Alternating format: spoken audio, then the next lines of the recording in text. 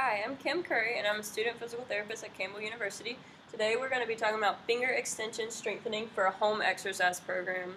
So a lot of the times we forget about the finger extensors and only focus on the flexors because that's what we grasp with and grip forces. But what we forget is that the extensors not only stabilize for those grip forces, but they also help with grasp release. So in order to move objects, not only do we have to grip them, we have to let them go and put them other places. So two sources I found pretty interesting for extension strengthening of the fingers were Borson, which talked about how individuals that with rheumatoid arthritis who do finger extension exercises have better functional outcomes, and also Fritz, who talks about finger extension strengthening and how it's a positive predictor of outcomes for individuals with stroke and hemiparesis. Strengthening exercises for the fingers are typically going to be in the functional phase of rehabilitation, but they can also be started in the later stages of the acute phase, progressing from active range of motion to isometrics and increasing their resistance from there. So now we're going to go over a few options for a home exercise program for people. And the really important thing to do with finger extension strengthening is to make sure you're stabilizing the joint proximal to whatever you're trying to work. So if we're trying to work the distal part of our fingers or the distal interphalangeal joint, we're actually going to stabilize the proximal interphalangeal joint.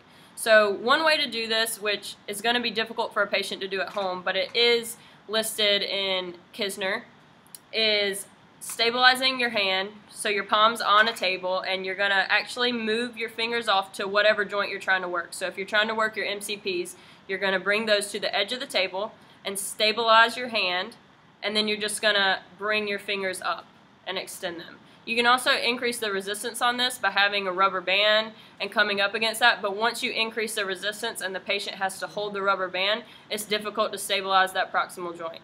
So since this is kind of difficult to do without manual stabilization from a therapist, I'm going to teach general kind of finger extension strengthening that's more all the fingers rather than one at a time or one joint at a time, because that'll be easier for the patient to do at home.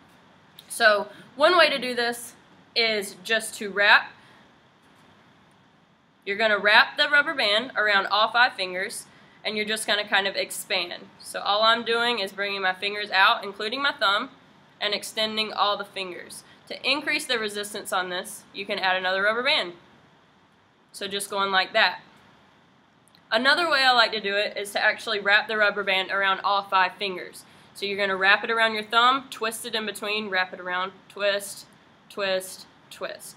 So then you have it around all 5 fingers, and it's forcing all 5 fingers to come out against the pressure. Another thing you can do for home, if they're in the early stages of strengthening and they're just able to actively do that, you can instruct them to do it in kind of like a bowl of water or a bowl of rice, anything that's going to increase their resistance and kind of give them some sensory input. So now that we've explained the different options for a home exercise program, I'm actually going to instruct Kelsey in layman's terms how to do this. Now, a little background on Kelsey. She actually had a wrist sprain, and she's pretty weak in her flexors and her extensors, but right now we're focusing on her extensors, so her finger extension strength. And she has already progressed past the active range of motion stage. She's been doing it in water and against rice, so now we're going to progress the exercises a little bit for home. So hi, Kelsey. Hi. So what we're going to do today is kind of make your exercises a little bit harder for you. I know they're getting pretty easy. So we're going to actually just put this rubber band around your fingers, just like that. So go ahead. And all you're going to do is spread your fingers. Good. So try to keep your fingers as straight as you can coming out, and remember to do your thumb with it. Let's try 8 more of those. How does this feel? Pretty easy. And just like every home exercise program, it's really important to have your patient demo this back to you in the clinic. So since this is easy, let's add another rubber band. Okay. And do you have hair ties at home? Do you have rubber bands at home? Yeah, one in my hair. Okay, so what you can do is, these aren't going to be as good as rubber bands because they're going to kind of slide up your fingers. But if you don't have a rubber band right now and you need time to go buy one, you can use your hair tie for a little bit. Yeah. How's that resistance? It's more difficult. Okay. I'm going to show you one more way you can put the rubber bands, and then you can choose which way you like the best, okay? So what you're going to do, how about you copy me while I do it? I'm going to wrap it around my thumb and then twist it between my finger. And then I'm going to do this finger, and then I'm going to twist and just go all the way around every single finger.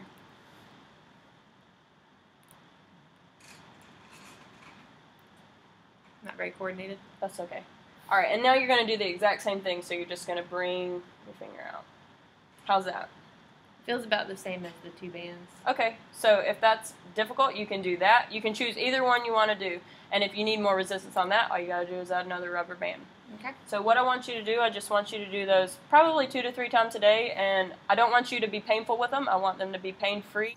So there's really no evidence for specific finger extension strengthening exercises for a home exercise program, so it's really just important to be specific to your patient and make them easy for them, cost-effective for them, and being creative and doing something they like to do.